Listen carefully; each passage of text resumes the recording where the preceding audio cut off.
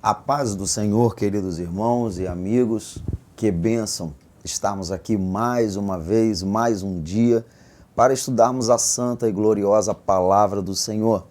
Estamos no estudo de professores da Primeira Assembleia de Deus Coqueiral de Itaparica e é um prazer muito grande trazer este momento, criar esta oportunidade, fazendo com que você estude a palavra do Senhor conosco, para nós aprendermos juntos e ministrarmos a santa e gloriosa palavra de Deus neste próximo domingo. Hoje nós estaremos estudando a lição de número 4 para 24 de abril de 2022, o próximo domingo. Ontem foi o encerramento das nossas festas, uma semana abençoada, feliz, e o Senhor, Ele tem nos agraciado com a sua presença. Então, eu te convido a, neste momento, nós estudarmos a palavra do Senhor para que a gente possa se preparar para ministrar esta lição no próximo domingo. Sou o pastor Elvis, sou pastor na Primeira Assembleia de Deus Coqueiral de Itaparica. A nossa igreja fica na Avenida Saturnino Rangel Mauro, 162, Coqueiral de Itaparica, Vila Velha, no Espírito Santo. E será sempre um prazer tê-lo aqui conosco. Pastor Mário. Que a graça e a paz de nosso Senhor Jesus Cristo seja com todos os nossos queridos irmãos, irmãs, amigos, amigas. Que o Senhor continue nos abençoando e que toda esta programação seja para você semanalmente necessária. Lembrando, queridos, que a nossa escola dominical é sempre aos domingos às 8h30, 8h30 da manhã. E nós temos aqui classes separadas, salas de aula, cada idade, departamento infantil, departamento de adolescentes, jovens e adultos. E você será bem-vindo à nossa escola, caso você queira e possa nos fazer uma visita. Será uma bênção ter você aqui conosco. Que Deus te abençoe. Eu te chamo, te convido para nós orarmos neste momento, apresentando este estudo de professores ao Senhor.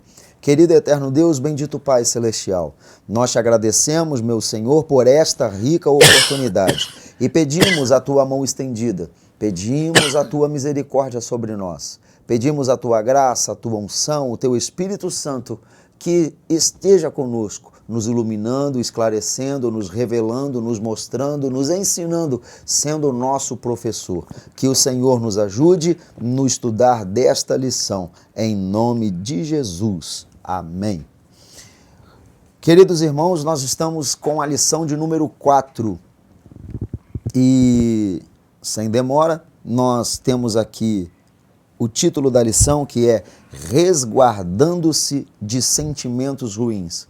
Esta lição, lembrando que nós estudamos aqui a revista de adultos da CPAD, então este estudo de professor é para a revista de adultos da CPAD, que tem o tema desse trimestre, o segundo trimestre desse ano de 2022, os valores do reino de Deus, a relevância do Sermão do Monte para a Igreja de Cristo. E hoje, na lição de número 4, que vamos ministrá-la no domingo que vem, dia 24 de abril, resguardando-se de sentimentos ruins.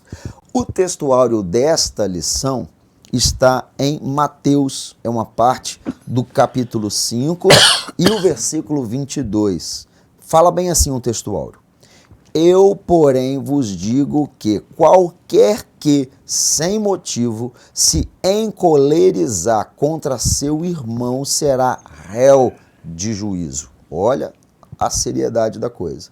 A verdade prática fala bem assim: a cólera e a ira não podem dominar o coração do crente.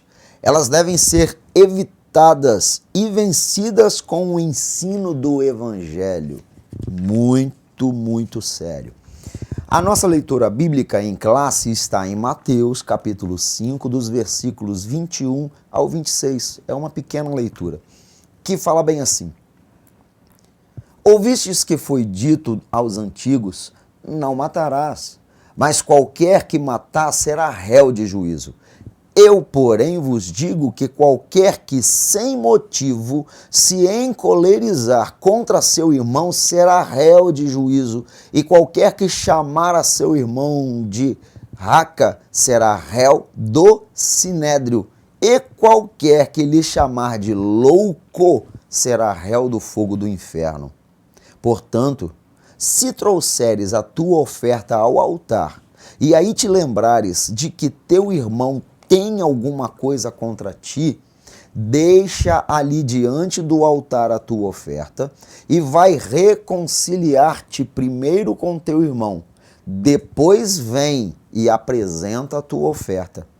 Concilia-te depressa com o teu adversário, enquanto estás no caminho com ele, para que não aconteça que o adversário te entregue ao juiz, e o juiz te entregue ao oficial, e te encerrem na prisão. Em verdade te digo que de maneira nenhuma sairás dali, enquanto não pagares o último ceitil. Queridos irmãos, esta lição abençoadíssima e que eu tenho certeza que falará muito aos nossos corações, ela se divide em 3 pontos. O primeiro, nós vamos expor que o evangelho não é antinomista. Segundo, pontuar que a cólera é o primeiro passo para o homicídio. E terceiro, correlacionar o ato de ofertar com a desavença. É muito importante, pois aqui nos ensina muita coisa. Não adianta, querido, passar por cima de tantas coisas que nós temos em nosso coração, de tantos problemas, de tantas mágoas, de tantas tristezas, e o título vem, ó, resguardando-se de sentimentos ruins. Não adianta ter um coração amargurado e chegar na igreja e glorificar Jesus e levantar a mão para o céu e entregar a sua oferta, fazer e acontecer. O seu coração precisa estar limpo, seu coração precisa estar diante de Deus. E isso é o que Deus exige, é o que Deus quer. E isso nos traz até uma excelente saúde, né? Até do lado emocional. O negócio é muito sério.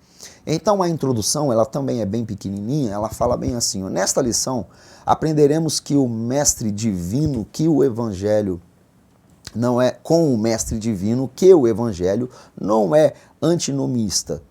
A partir da explicação desse conceito, que é cólera, que a cólera é a antessala do homicídio, é o início, e que para devotar a nossa vida a Deus, nós precisamos nos reconciliar com o próximo. A gente vai ver isso. Veremos que o nosso Senhor colocou em alta o valor da pessoa humana. Por isso, a seção bíblica de Mateus capítulo 5, dos versículos 21 ao 26, será o objeto de agora do nosso estudo. Esta é a introdução da nossa revista. A introdução sempre é uma síntese de toda a lição. Então temos que tomar todo o cuidado com o que vamos estudar nesta lição. Nossos sentimentos diante de Deus, como eles estão? O teu coração está cheio de quê? Já dizia o sábio Salomão, sobretudo o que se deve guardar, guarda o teu coração, porque dele procedem as saídas da vida. Provérbios 4, 23. Se por um lado deste coração procedem as saídas da vida, por outro lado, também dele procedem as saídas da morte. Basta ler Mateus, capítulo 15, versículo 19. Marcos, capítulo 7, a partir do versículo 21. E Gálatas, capítulo 5, de 19 a 21. Isto sem falar de Jeremias 17, 9 e 10, quando ali está escrito que enganoso é o coração e perverso. Quem o conhecerá? Jesus disse que do interior do coração do homem saem os maus pensamentos, maus desígnios, prostituições, lascívia, etc. É o texto que eu mencionei aqui, Mateus 15, 19 e Marcos 7, 21 em diante. Então o coração é o centro das emoções. O teu coração está cheio de amor ou ódio? o teu coração está cheio de coisas puras ou impuras.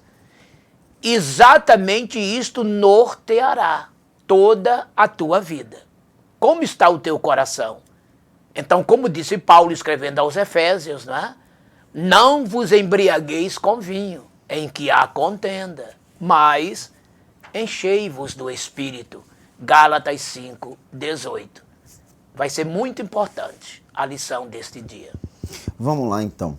O primeiro ponto fala que o evangelho não é antinomista, e a gente vai entender o que é antinomista agora.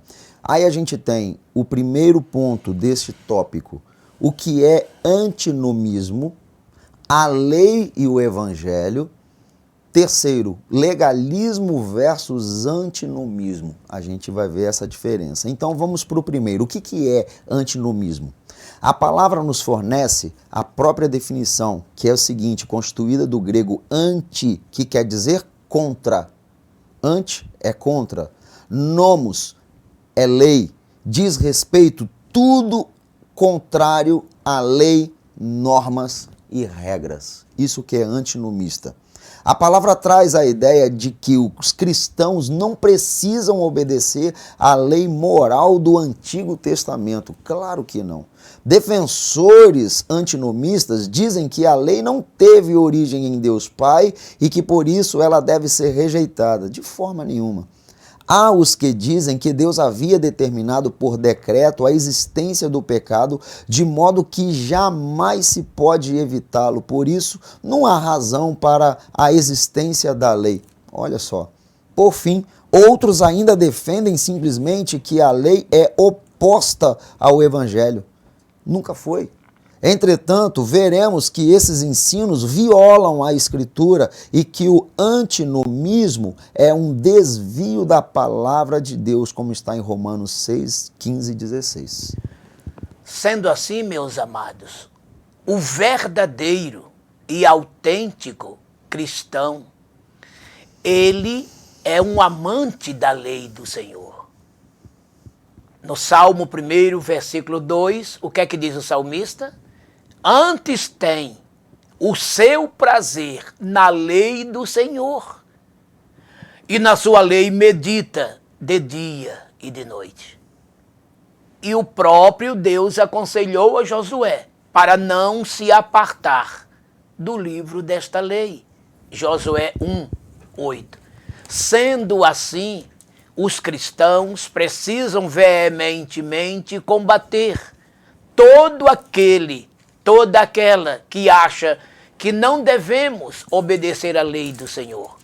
Porque a lei do Senhor é santa, é pura, é a palavra de Deus, é a doutrina do Senhor.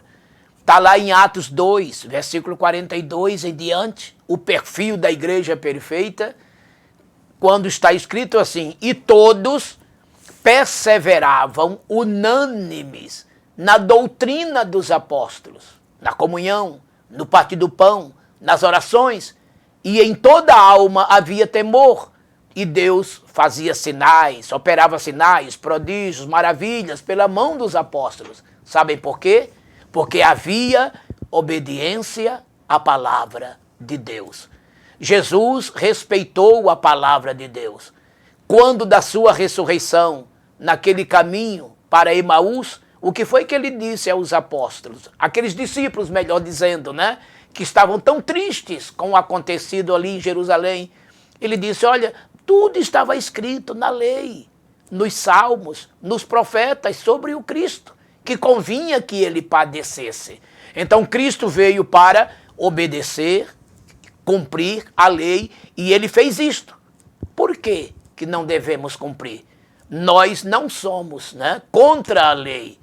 Pelo contrário, a favor dela, a lei bibliocêntrica, a palavra de Deus. Glória a Jesus. Eu gostaria aqui, antes da gente passar para o outro ponto, destacar, para corroborar da importância da lei. O salmista, Salmo 119 é um salmo lindíssimo, divide várias seções, e ele, quando chega lá no verso 97, é um muito conhecido, extremamente conhecido, mas deixa eu ler para os irmãos, para a gente incrementar aqui. Olha o que o salmista falou. Quanto amo a tua lei, é a minha meditação todo dia. Os teus mandamentos me fazem mais sábios que os meus inimigos, porque aqueles eu os tenho sempre comigo. Compreendo mais do que todos os meus mestres, porque medito nos teus testemunhos. Sou mais entendido que os idosos, porque guardo os teus preceitos. De todo mau caminho desvio os meus pés para observar a tua palavra. Não me aparto dos teus juízos, pois tu me ensinas.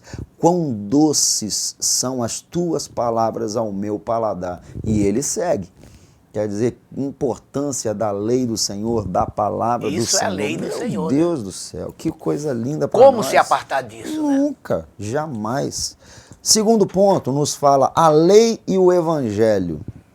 Conforme visto na lição anterior, é uma continuação, porque nós estudamos, né, na lição passada. Deixa eu puxar aqui o assunto de novo aqui, ó, a lição. Jesus, o discípulo e a lei. E a lei, a gente estudou um pouquinho sobre isso, né? Sobre a lei que Jesus falou. Jesus não veio para descumprir nada, Jesus não veio para desfazer, muito pelo contrário. Jesus é a plenitude da lei, meu irmão. Jesus é o complemento de tudo. Ele veio, né, valorizar tudo isso. Então, a lei e o evangelho, conforme visto na lição anterior, Jesus não desprezou a lei. Em Mateus 5,21, vemos claramente isso, a expressão ouvistes o que foi dito aos antigos, aponta para uma retrospectiva de um ponto da lei de Moisés. Diferentemente dos escribas e fariseus, nosso Senhor deu ênfase à autoridade da lei e revelou a real intenção de Deus presente nela. Atente para o mandamento, não matarás. Enquanto os escribas e fariseus interpretavam esse mandamento de maneira restrita ao ato literal de matar uma pessoa, nosso Senhor ampliou e aprofundou, demonstrando que o homicídio tem início no coração do ser humano a partir da ira, do ódio e da cólera. Muito interessante isso aí, não é? Porque todo homicídio, principalmente quando doloso ele é premeditado, friamente arquitetado. Essa é que é a verdade. Então, um sentimento de cólera, um sentimento de ódio, de rancor, brota o quê? Um desejo ardente de chegar, dar cabo desse sentimento que é matar. O alvo de quem odeia é justamente aquela pessoa que ele está desejando matar. E tudo nasceu na cólera. Então, diante de Deus, olha que amplitude da lei. Se na lei era necessário o ato ser consumado, o homicídio, para que o assassino fosse punido, diante de Deus, aquele assassino já é assassino antes que o ato aconteça. O ouvinte está entendendo? O nosso espectador está entendendo? Então, tomemos cuidado. Então, Jesus, que é Deus, onisciente como é, ele que cumpriu toda a lei no seu sentido literal, com a sua letra plena, agora ele amplia isso aí dizendo que o pecado não consiste apenas no homicídio em si, literal, mas já começa lá no sentimento, no desejo de matar, desejo este embalado pelo ódio, né? Há até quem diga por aí, vocês conhecem muito bem esse provérbio, né? Que a vingança, para ela se tornar muito pujante, precisa de ser em prato frio. Sim. Olha só, em prato frio, o que quer dizer isso, irmãos? A pessoa não mata só no calor da emoção, que ali ele está até com os seus sentimentos privados, né? Totalmente dominados. E sim, ele arquiteta, ele projeta, né, friamente aquilo ali. É o prato frio da vingança, tudo bem calculado, meticuladamente. O crime, o homicídio, ele é bem planejado. E diante de Deus? Já aconteceu. Já aconteceu. E é isso que está dizendo Deus em Jesus Cristo. Ouviste o que foi dito aos antigos? Não matarás? Eu, porém, vos digo, isto é, eu vou mais além. Se você odiar, se você se encolerizar, você já se tornou diante de Deus um homicida. E foi isto que o apóstolo João falou na sua primeira epístola, que todo aquele que odeia o seu irmão é homicida. É sério, cuidado com os seus ressentimentos. O terceiro subtópico nos fala o legalismo versus antinomismo. Ele faz uma comparação. Então vamos lá. O legalismo, como que ele coloca? O legalismo é uma atitude que se concentra na observância e prática rigorosa, das leis como elemento determinante para uma comunidade alcançar o favor de Deus. Ou seja, o favor de Deus só vai ser alcançado se cumprir. O favor de Deus ele vai chegar se você, através das obras que tem que ser boas. Toma cuidado. O apóstolo Paulo refutou demais isso. Por outro lado, o antinomismo rejeita todo tipo de normas morais. Olha o desequilíbrio aí, tá vendo? Deixando a pessoa livre para pecar, fazer o que quiser. O apóstolo Paulo, ele refutou duramente o legalismo. Filipenses 3, 3, 4. E o antinomismo fere de morte a vocação do cristão para a santidade. De forma nenhuma, né, irmãos? Como amamos todo o conselho de Deus revelado nas Escrituras, nas Sagradas Escrituras, afirmamos que os princípios morais divinos revelados na Bíblia, a palavra de Deus, são atemporais, válidos em qualquer época e cultura. E por isso, o cristão fiel à Bíblia tem cuidado tanto com o legalismo quanto com o antinomismo. É muito interessante esse subtópico aqui, né? Porque o legalismo em si, se você vê aparentemente, o nome já está dizendo, né? Legalismo vem de legal. Legal. Agora, pode ser feito tudo ao pé da letra? Aí é que está. Porque na antiguidade era até comum se dizer, né? Dente por dente, olho por olho. Aí vem Jesus e diz assim, amai os vossos inimigos. E aí, como é que fica, né? Onde é que fica o perdão? É legal andar direito? Claro que é. Agora tem que tomar cuidado com os extremos, da retribuição à altura, né? Dente por dente, olho por olho, mas não é bem assim. Porque a graça é misericórdia. Se o legalismo puro e frio tem que se tomar cuidado com ele, o antinomismo, ou seja, a pessoa não querer obedecer de forma nenhuma, é pior ainda. E o que é que o cristão autêntico faz? Uma vez ofendido, ele perdoa. O seu inimigo, ele ama, não é? E quanto à lei, ele pratica totalmente com o seu amor, que enche o seu coração.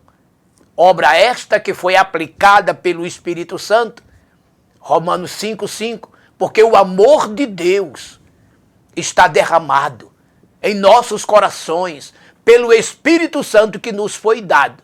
Então este amor nos leva a ser um praticante da lei do Senhor, e mesmo nas coisas legais, você tem o discernimento de não levar tudo a ferro e fogo, e sim dentro de um cristianismo autêntico.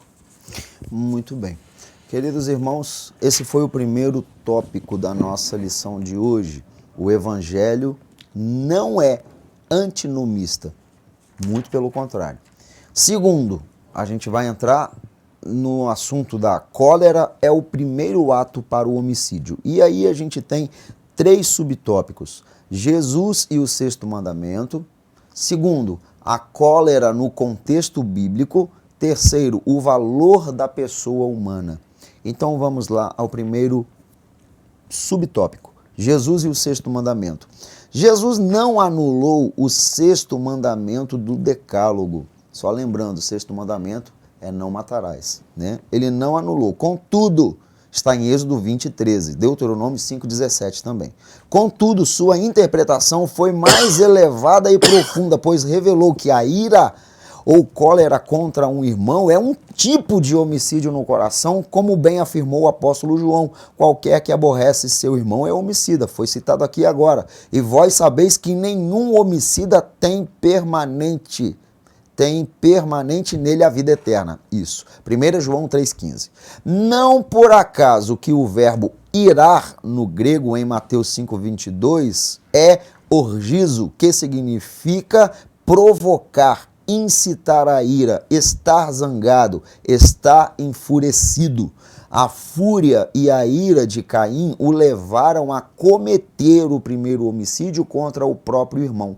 Portanto, o sexto mandamento não envolve apenas uma sensação penal, mas elementos mais profundos como palavras, emoções, insultos e outras ações que se antecipam ao homicídio.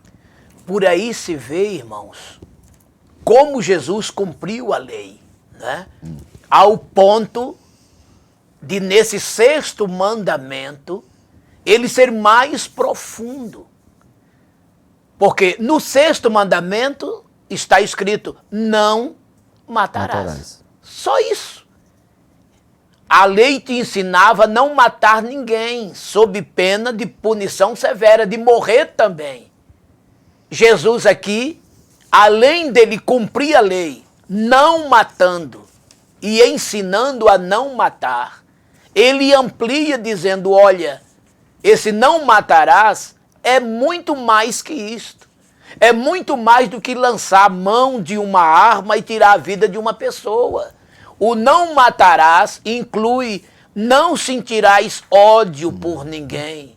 Não sentirás ira por ninguém. Pelo contrário, amarás ao teu próximo como a ti mesmo. Como você se ama, ame o teu próximo.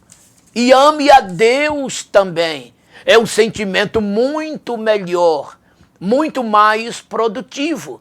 Porque diante de Deus está condenado aquele que matou literalmente, como aquele que odeia, porque ele já é um assassino em potencial. Quando eu falo em potencial, no sentido dele consumar o ato. Tem gente que odeia a vida inteira, nunca vai chegar a matar aquela pessoa a quem ele odeia, tá certo? Mas no seu íntimo, ele é um assassino. Porque o desejo dele é ver aquela pessoa morta. Quem ama deseja ver o alvo do seu amor viva, mas quem odeia está desejando no seu interior a morte daquela pessoa. Então, diante de Deus, esta pessoa é um assassino, é uma assassina. Foi isso que o apóstolo João disse aqui na sua primeira epístola, capítulo 3. Leia todo esse capítulo, é muito importante. Então, tome todo cuidado com esse teu sentimento que gera em você aquilo que você venha um dia consumar e que você nunca consuma isso aí, né? Não venha consumar. Pelo contrário, procure limpar o teu coração, porque está escrito em Mateus 5:8, bem-aventurados os limpos de coração, porque eles verão a Deus. O segundo subtópico deste ponto, a cólera é o primeiro ato para o homicídio. O segundo subtópico ele é muito importante. Ele nos fala que a cólera no contexto bíblico. Olha só como que é interessante isso aqui. Tanto o salmista quanto o apóstolo Paulo escreveram que um servo de Deus pode irar-se, mas não deve pecar. Há uma diferença muito grande aí. A ira é uma emoção humana. E graças a Deus, pois temos isso, somos normais, Deus nos dotou de várias emoções e glória a Deus por isso, mas precisamos controlar, precisamos ser equilibrados. Por isso na Bíblia vemos pessoas justas se irando contra o pecado, contra os atos desumanos, contra o desrespeito à palavra de Deus. Nosso Senhor manifestou ira contra os que faziam do templo um covil de ladrões, se lembram disso? Entretanto, a ira não pode nos controlar e devemos examinar se ela provém de um espírito reto, de um coração puro, ou se é uma obra da carne do tipo pecaminosa, orgulhosa, odiosa, vingativa. O imperativo bíblico que a ira não pode nos dominar. Em Efésios capítulo 4, a partir do versículo 22 em diante, quando Paulo nos ensina a nos despir do velho homem e nos vestir do novo homem que é instruído em justiça, então ele faz um relato aqui de coisas novas que este homem novo tem que fazer. Não furtar mais, não adulterar mais, não mentir mais. E chega num ponto que ele diz assim: irai-vos, mas não pequeis. Não devemos dar lugar à ira. Não devemos dar lugar ao diabo. O diabo é o autor da cólera, é o autor da ira. Jesus chegou até a dizer que ele é homicida desde o princípio. Foi ele que inspirou malignamente Caim matar o seu irmão. Veja que quando Caim matou o Abel, antes ele se encheu de quê? De inveja. E a inveja gerou nele o quê? Ódio, rancor. Ele sentiu inveja porque Deus atentou mais para o sacrifício de Abel do que o dele. O valor estava na oferta? Não. Lendo o texto corretamente, vem escrito que Deus atentou ao coração de Abel, depois da sua oferta, como também atentou ao coração de Caim e a sua oferta. Caim queria ofertar algo com muita opulência, sem nenhuma humildade. Abel já fez o contrário. E como Caim viu que Deus recebeu a oferta de Abel e não a dele, ele sentiu de Caim, ele sentiu por Abel ódio, rancor. E qual foi o fim? Matou o seu irmão. Mas tudo começou com um sentimento de ódio, de cólera, de ira. Então você tome todo o cuidado. Não dê lugar à ira. É muito perigoso. E há um texto na Bíblia que diz que na ira do homem não opera a justiça divina. Isso é muito sério. Tome cuidado. É um sentimento que ninguém está livre dele. O próprio Jesus disse, né? Que tudo isso está no interior do coração do homem. Mateus 15, 19 e Marcos 7, 21 em diante.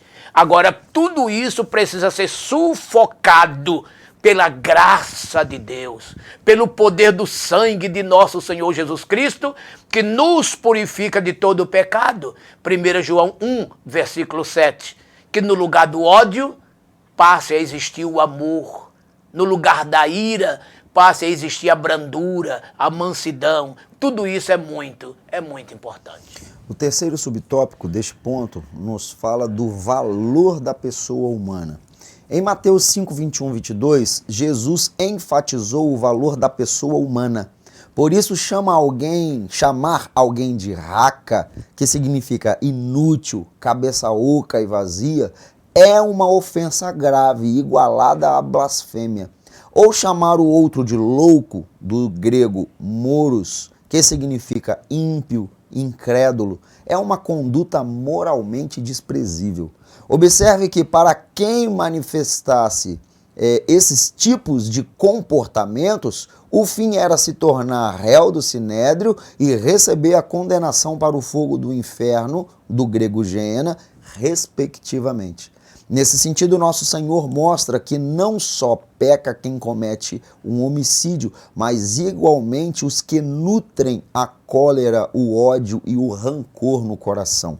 A vida humana tem um valor sagrado, por isso o patrão deve tratar bem o seu empregado e este, consequentemente, deve respeitar o patrão.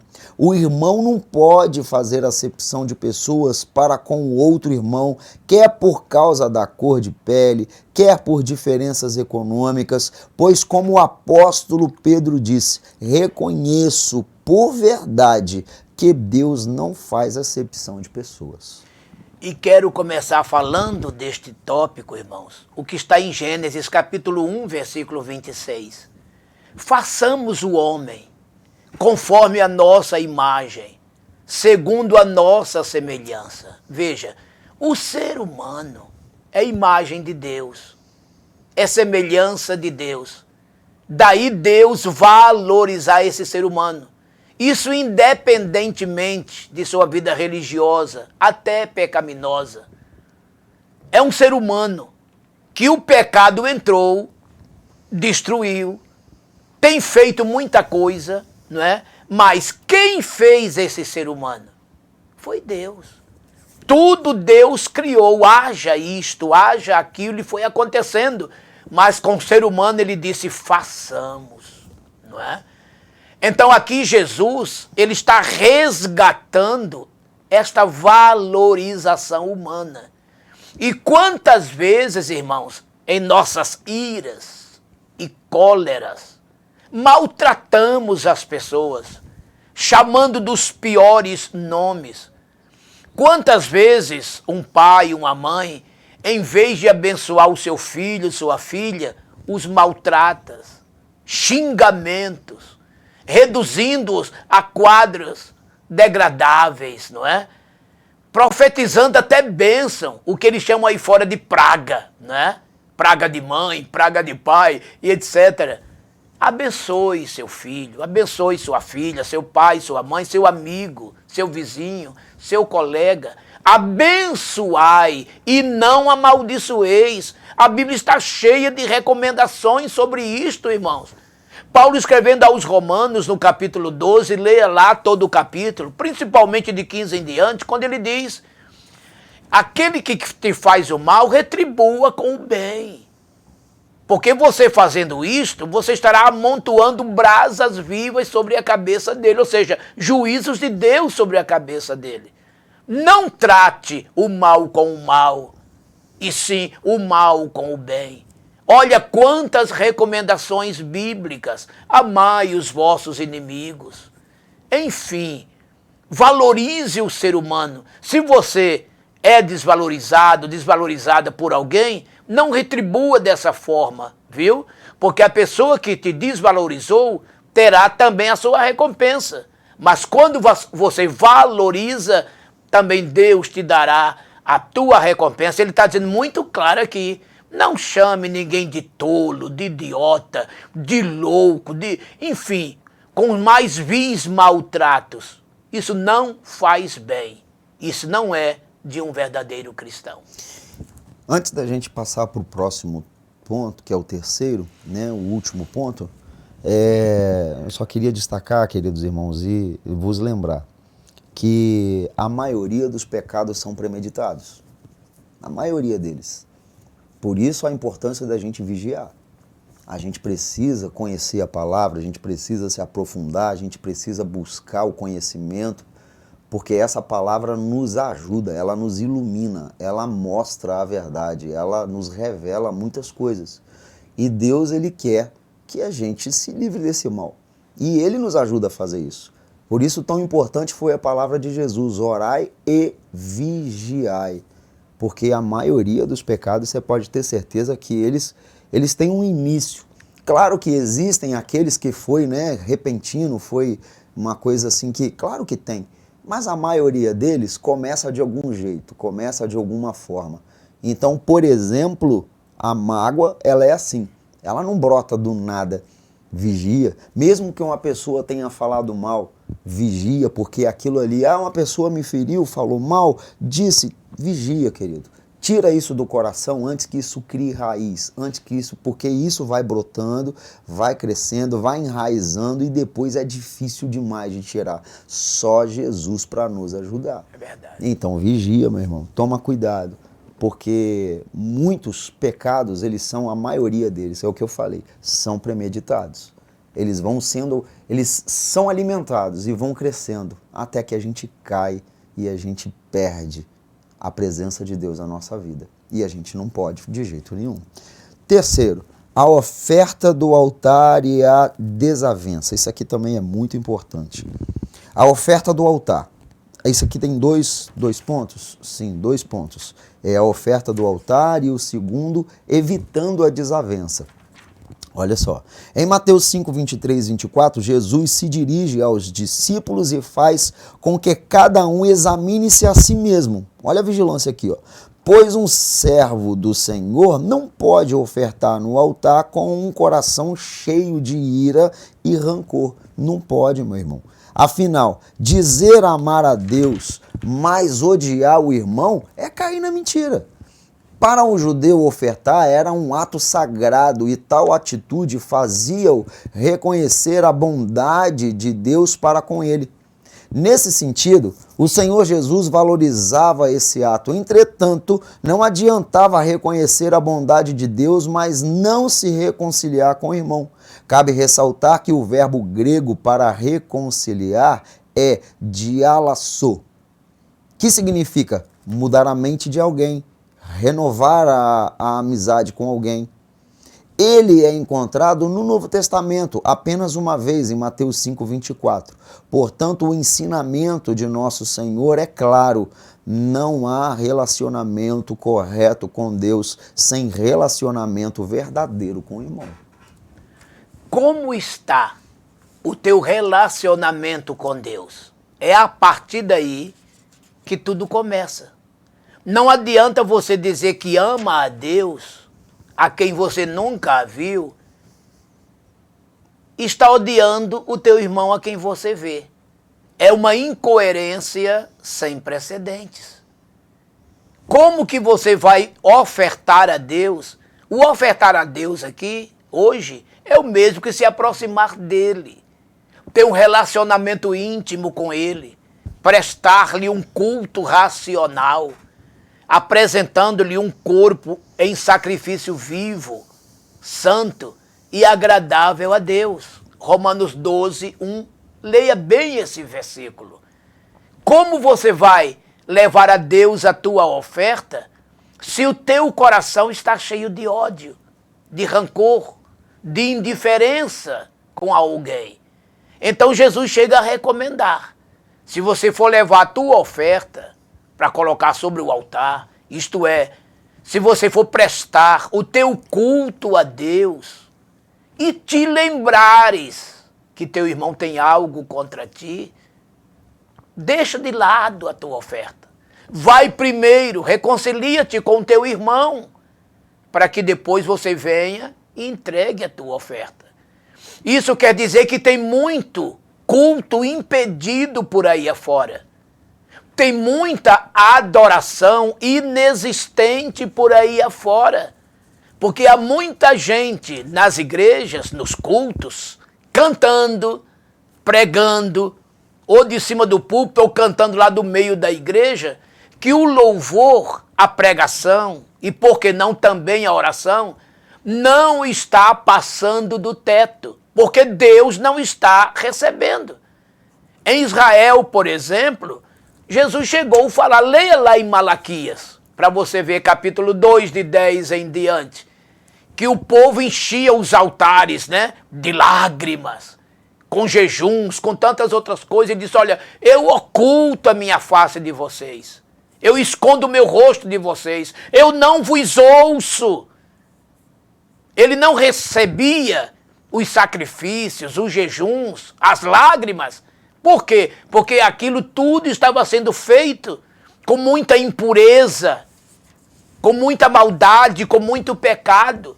E é o que está acontecendo por aí afora, irmãos. Muitas igrejas lotadas de pessoas rancorosas que odeiam impuras, imorais, indecentes. E está todo mundo na igreja, cantando, salmodiando, outros até pulando. E nada está passando do teto, sabe? Então esta lição de hoje é um alerta para mim e para você. No Salmos 66, versículo 18, presta atenção nesse versículo, vou até repetir o texto. Salmos 66, 18. Se eu atender a iniquidade no meu coração, o Senhor não me ouvirá. Viu como é sério? Se a iniquidade estiver no meu coração, o Senhor não me ouvirá. E ódio é iniquidade. Ira é iniquidade. Desavença com os irmãos, inimizades, porfias, invejas, contendas, enfim, as obras da carne lá de Gálatas 5, 19 a 21, tudo isso é iniquidade. E se o teu coração estiver cheio disto, meu irmão, minha irmã, amigo, amiga, a certeza é uma só: Deus não está ouvindo. Vamos primeiro acertar isto. Isso quer dizer que a tua oferta não está sendo recebida. O teu culto não está subindo ao céu. As tuas orações, louvores, pregações não passaram do teto. Pense nisto. Muito bem, queridos. E chegando ao último subtópico, evitando as desavenças, nos fala bem assim. Os versículos 25 e 26 de Mateus 5 têm relação com os versículos anteriores, 23 e 24, mas uma conotação diferente. Os versículos 23 e 24 dizem respeito à adoração. E os 25 e 26 dizem respeito ao processo legal. Então deixa eu repetir, porque a gente fica falando 23, 24, 25, está na leitura bíblica. 23. Portanto, se trouxeres a tua oferta ao altar e aí te lembrares que teu irmão tem alguma coisa contra ti, deixa ali diante do altar a tua oferta e vai reconciliar-te primeiro com teu irmão e depois vem e apresenta a tua oferta. Agora, 25 e 26. Concilia-te depressa com o teu adversário enquanto estás no caminho com ele, para que não te aconteça que o adversário te entregue ao juiz e o juiz entregue ao oficial e te encerre na prisão. Em verdade te digo, de maneira nenhuma sairás dali enquanto não pagares o último cêntimo. Então vamos lá. Nos versículos 25 e 26, nosso Senhor enfatiza que é preciso buscar uma solução para a desavença entre irmãos fora do tribunal. Naquela época, quando uma pessoa era sentenciada, pagaria até o último quadrante, ou seja, a moeda menor que tinha a moeda romana, valendo cerca de uns 4, um quarto de um centavo, pequenininha. Vai ter que pagar até a última moeda. É isso que ele quer dizer, né? Nosso Senhor, portanto, nos convida a sanar essas divergências, essas desavenças, aliás, entre nós. Assim preservamos o bom testemunho. Atentemos para a reflexiva indagação do apóstolo Paulo. Ousa algum de vós, tendo algum negócio contra outro, ir a juízo perante os injustos e não perante os santos? Não há entre vós sábios, nem mesmo um que possa julgar entre seus irmãos? A reconciliação é fator fundamental e preponderante na salvação do crente. Esse texto que o pastor Elcio estava citando aqui de Paulo é 1 Coríntios capítulo 6, a partir do versículo 1. Mas eu quero também deixar para você Mateus capítulo 18. Leia do versículo 21 até o 35. Olha que texto longo. E de 21 a 24, Pedro pergunta a Jesus: Senhor, mestre, até quantas vezes devo eu perdoar o meu irmão? Até 7? Olha a resposta de Jesus: não 7, mas 70 vezes 7. Isso aqui não foi uma conta matematicamente falando, porque 70 vezes 7 dá 490. E perdão não é para ser dado só 490 vezes. Você, durante a tua trajetória de vida, só pecastes 490 vezes? Se for levar por esse lado, a tua conta está muito pendente, não é? Jesus queria dizer 70 vezes 7. O número 7 é o número de Deus. É o número da perfeição. Ele queria dizer, você deve perdoar 70 vezes Deus. Ou seja, perdoar sempre, com muita misericórdia, com muito amor. Aí agora ele conta uma parábola que se estende até o versículo 35, falando de um rei, de um homem que devia ao rei 10.000 talentos. E ele pediu perdão da dívida e o rei o perdoou. Saindo ele da presença daquele rei, ele encontra com seu irmão que lhe devia 100 denários. Uma coisa ínfima em relação ao que ele devia. E ele não perdoou aquele irmão, mandou prendê-lo, sabe? E os que ali estavam se entristeceram, foram e contaram ao rei. E o rei chamou ele e disse, ó, servo mau, servo malvado, eu não te perdoei aquela dívida, que se fosse hoje, irmão, seria milhões de dólares, de euros, né? Nem de real, não. Uma dívida impagável. Eu te perdoei aquela dívida e você não perdoa apenas 100 denários? O que é que o rei fez? Suspendeu o perdão e ainda mandou prender aquele servo. Isso quer dizer, irmãos, e termina o texto dizendo, né, que se perdoarmos aos homens suas ofensas, também nosso Pai Celeste perdoará a nossa.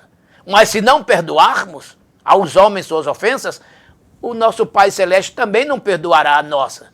Isso também está no final da oração do Pai Nosso, capítulo 6 de Mateus, né? Isso quer dizer que, se eu não perdoo o meu irmão, Deus também não vai me perdoar.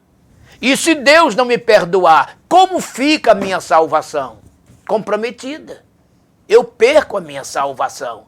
Então isso é muito sério. Isso quer dizer, irmãos, que tem muita gente na igreja que você não tem nem de que acusá-lo de uma vida tão boa que é um bom crente, um bom dizimista, um bom obreiro, um bom professor da escola dominical, anda em conformidade com as normas da igreja, tudo certinho. Entretanto, ele não tem um coração perdoador, misericordioso, conforme está lá em Efésios 4, né? 31, 32. O que é que tem que ser feito? Se você não tiver um coração perdoador, misericordioso, toda a tua salvação está comprometida. Toda a tua vida vivida na casa do Senhor está comprometida, viu? Assim como Deus te perdoou, assim como aquele rei perdoou aquela grande dívida daquele servo, aquele servo tinha que perdoar a dívida do seu irmão, que era muito menor. Como este não perdoou, também até o perdão que ele recebera foi suspenso e ele foi preso. Perdeu então, né, de ter a sua dívida paga. Então tem muita gente por aí que não vai entrar no céu, mesmo tendo uma vida religiosa boa, mas o coração está impregnado de ódio e de rancor, e Deus sabe disto. Quer ser perdoado? Perdoada? Perdoe. Do contrário, até o perdão que te foi dado, ele será suspenso. Está escrito. Mateus 18, de 21 a 35. Leia todo esse texto e preste atenção ao desfecho quando Jesus fala: perdoou, terá perdão. Não perdoou, não terá perdão. Até o perdão que te foi dado, suspenso será. Tome muito cuidado. O bom é reconciliação, perdão, e o céu também te perdoará. Deus te abençoe. Glória a Jesus. Queridos irmãos, chegamos ao final de mais uma lição que será ministrada no próximo domingo. E oro desde já para que Deus te abençoe, para que o Senhor te ilumine. A conclusão desta lição era: como servos de Cristo que vivemos as verdades do Evangelho, não deixemos que pensamentos, palavras e ações firam o nosso próximo, nem deixemos que as desavenças tornem-se disputas entre nós. Em caso de desavenças e desentendimento, a luz das Escrituras deve-se reconciliar-se imediatamente, seguir em paz com todos. Hebreus 12:14. Pois é isso que o nosso Deus desejou quando escreveu: não matarás. Então que Deus te abençoe, que o Senhor fale ao teu coração. Louvemos ao Senhor neste dia, em nome de Jesus.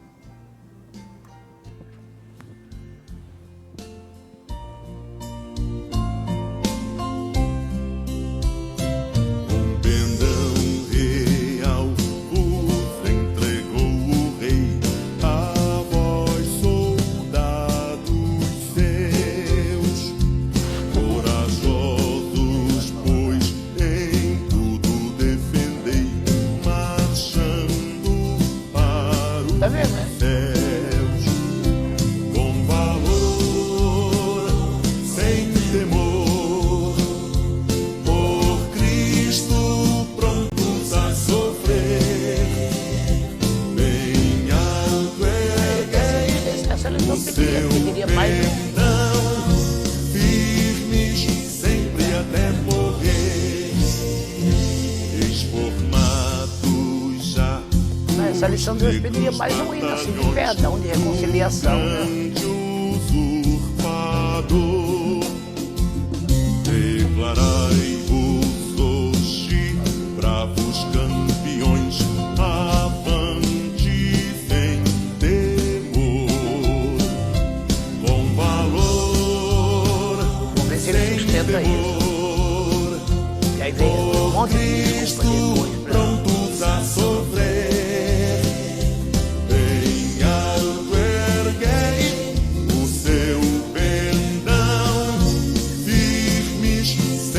Até morrer, quem receio sente no seu coração e fraco se mostrar, não receberá o eterno galardão que Cristo tem pra dar.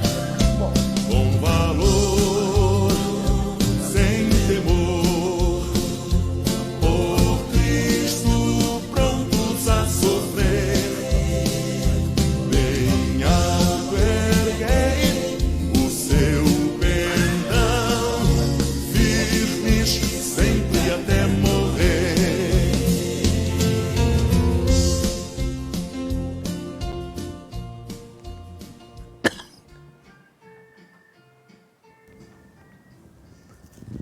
Querido e eterno Deus, bendito Pai Celestial, Senhor, nós te agradecemos por esta lição maravilhosa. Eu peço que o Espírito Santo tome esta aula, que o Espírito Santo ilumine esta aula, que o Espírito Santo possa clarear, iluminar a mente do professor. Senhor, toma a nossa escola dominical nas tuas mãos. Abençoe este departamento. Abençoe os professores, abençoe os alunos, abençoe os líderes, que o Senhor possa prosperar esta obra. Entregamos, Senhor, a nossa vida nas tuas mãos e pedimos que nos ajude, que nos abençoe, em nome de Jesus. Amém. Queridos irmãos, esta lição também estará disponível nos podcasts, ou seja, nos tocadores de podcast. Você pode ouvir essa lição no Spotify, no podcast da Google, da Apple, enfim, num monte de plataforma. É só você acessar lá a DCI e você, no seu celular, você vai escutar na sua caminhada, no seu serviço, enfim, é mais uma opção para você. Além daqui do YouTube, né? Você vai nos assistir no podcast, você só vai ouvir, mas vai estar lá, será uma bênção para a tua vida. E eu gostaria muito aqui de mandar um abraço muito grande e carinhoso para a irmã Lídia Moreira, lá de Marataízes, Assembleia de Deus de Marataízes, que sempre está nos acompanhando, e nós nos encontramos no final de semana que estivemos lá, eu estive pregando, os jovens foram lá cantar, foi uma festa abençoada, maravilhosa, e ela falou que está sempre ligadinha aqui com a gente. Então, um abraço, minha querida, que Deus abençoe a você, sua família, toda a igreja aí em Marataízes, que o Senhor os cubra de bênçãos, que a glória de Jesus esteja na vida de vocês. O pastor Mário estará impetrando a bênção apostólica em nome de Jesus. Que o inescrutável amor ágape de Jeová, o nosso imanente Pai, a graça de nosso Senhor Jesus Cristo, o nosso transcendente Deus Filho, e a divina comunhão do Paracleto, Deus Espírito Santo, venham repousar sobre esta linda noiva do Cordeiro, a igreja que ama e aguarda a vinda do seu noivo, hoje e sempre. Amém. Amém.